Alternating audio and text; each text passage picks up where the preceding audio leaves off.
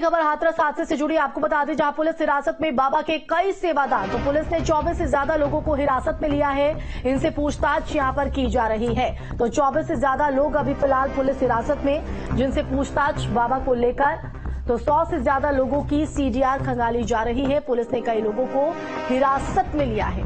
तो देखिए, कार्रवाई एक तरफ तेज है, लेकिन सवाल ये भी है कि आखिर बाबा कहां हैं और अभी तक बाबा पर एफआईआर दर्ज क्यों नहीं की गई है। पुलिस का ये जो दोहरा रवैया है वो क्यों दिखाई पड़ रहा है, क्योंकि मैनपुरी में एक तरफ आश्रम पर रात भर तलाशी अभियान चलाया जाता है, जहां पर बाबा का कोई सुराग नहीं लगता है।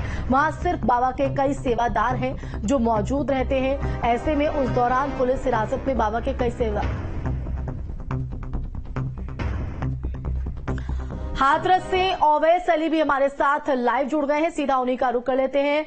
ओवैस, अब जहन में सभी के सवाल ये कि आखिर बाबा कहां हैं। हालांकि पुलिस हिरासत में बाबा के कई सेवादार भी, क्या अपडेट?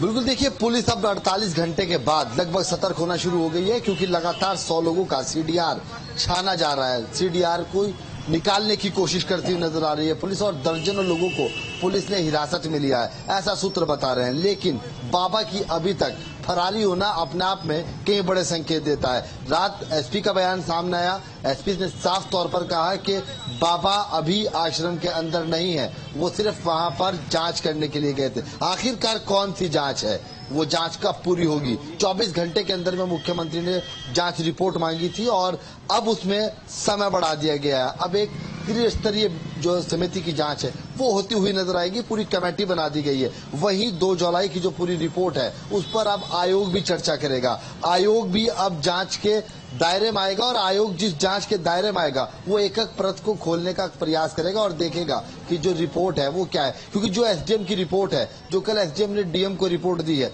अब उस पर बिंदुवार जो है नियमावली अनुसार तमाम जो जांच का अंतराल है वो चेक होता हुआ नजर आएगा। और मुख्यमंत्री खुद ग्राउंड जीरो पर मौजूद थे, कल घटनास्थल पर भी पहुंचे थे। साथ ही साथ मुख्यमंत्री ने जहां बाबा का प्रवचन चल रहा था वहां पर भी देखा था। पुलिस ने 48 घंटे के बाद 2 दर्जन लोगों को हिरासत में लिया है, तो वहीं 100 लोगों का सीडीआर भी अब खंगाला जा रहा है। पुलिस हालांकि एक्टिव हुई है, लेकिन 48 घंटे के बाद पुलिस का एक्टिव होना और लगातार 100 लोगों का सीडीआर खंगालना अपने आप में कई बड़े संकेत देता है। लेकिन बाबा की दूरी और पुलिस के हाथों से बाबा की जो खंगलता हुआ सुराग है वो अभी तक नहीं लग पा रहे, और बाबा की जो फरारी है वो पुलिस के सामने से वो भी अपने आप में कई बड़े संकेत देती है। पुलिस का भी कहीं ना कहीं दौरा रवैया यहाँ पर देखने को मिल रहा है, क्योंकि लोगों के जहन में ये भी सवाल कहीं ना कहीं ऑब्वियस बना हुआ है कि एक तरफ बाबा के आश्रम में जो है चेकिंग अभियान चलाया जाता है, जहां बाबा का कोई सुराग नहीं लगता है। रात भर ये तलाशी अभियान चलता है, कई जिलों में दबिश भी दी जा रही है, लेकिन अभी बाबा कहां हैं ये बड़ा सवाल है। लेकिन इस बीच लोगों के जहन में ये भी एक बड़ा प्रश्न चिन्ह है कि अभी तक बाबा के खिलाफ एफआईआर दर्ज क्यों नहीं की गई है।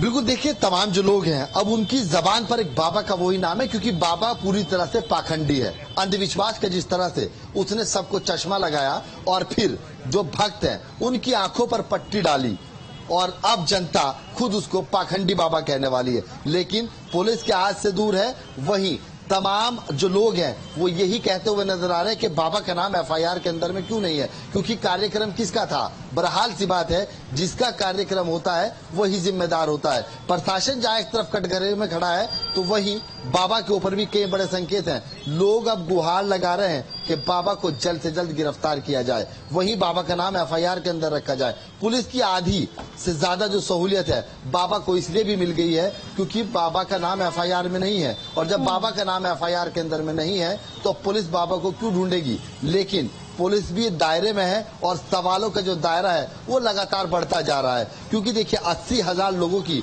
जो कैपेसिटी उस ग्राउंड की थी जहां पर परमिशन दी गई थी, वहां पर 2.5 लाख श्रद्धालु पहुंचे। हालांकि बिल्कुल, ये तमाम पहलू तो ऑब्वियस जांच का पहलू है ही, और जांच के बाद ही पूरी स्थिति जो है वो साफ हो पाएगी। क्योंकि प्रशासन की अगर बात करें तो उनका ये कहना है कि हमने बाहरी तौर पर पूरी तरीके से मुस्तैदी बरती हुई थी, लेकिन जो आंतरिक स्थिति थी उसकी कहीं ना कहीं आयोजकों की जिम्मेदारी थी। क्या कुछ जांच में निकलकर सामने आएगा ये तो देखना ही रहेगा। फिलहाल आप एटा में हैं, कहां पर आपकी मौजूदगी और यहां से क्या जानकारी निकलकर सामने आ रही है?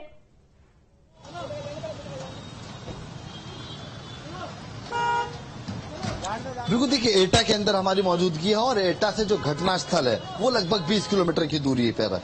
हालांकि 27 शवों को यहाँ पर पोस्टमार्टम के लिए भेजा गया था, सभी का पीएम हो चुका है और जो 4-5 जो संख्या के लोग थे जिनको यहाँ पर उपचार के लिए भेजा गया था उनका यहाँ पर उपचार चल रहा था और उनकी छुट्टी लगभग अब होना तय है और उन अस्पतालों से वापस भेज दिया गया है, क्योंकि सभी की जो तबीयत है उसके अंदर में अब सुधार होता हुआ नजर आ रहा है। साथ ही साथ जिस तरह मौत का आंकड़ा बढ़ता जा रहा है, क्योंकि 116 से 121 और 121 से अभी 2 जो और महिलाओं की मौत हुई है वो संभल की बताई जा रही है, तो ये आंकड़ा बढ़कर अब 123 हो गया है और जो घायल हैं जिनका उपचार चल रहा है उनकी संख्या 28 थी वो भी अब 30 हो चुकी है। लगातार जो घायल है उनकी तबीयत में भी जो खराबी है वो 2 लोगों की बढ़ती हुई नजर आई है, साथ ही साथ में 2 लोगों की और मौत हुई है, तो 123 आंकड़ा भी हो चुका है। साथ ही साथ जो आसपास के अस्पताल हैं, चाहे अलीगढ़ हो या हाथरस हो या फिर एटा हो, एटा के अंदर में भी जो घायल है उनको नहीं भेजा गया है। तमाम जो उपचार है जो 4-5 लोग आए थे उनका चलता हुआ नजर आ रहा है और स्थिति प्रशासन ने हालांकि अब काबू तो की है, लेकिन 48 घंटे के बाद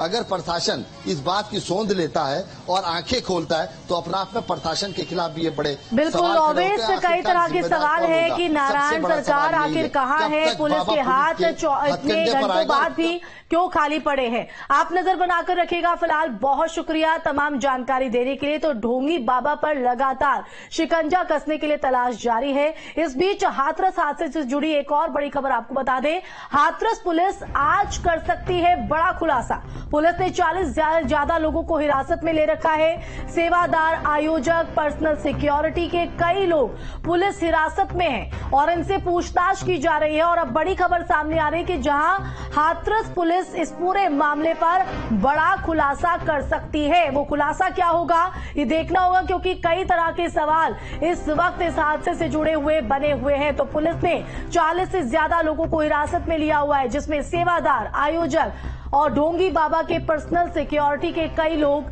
हिरासत में हैं।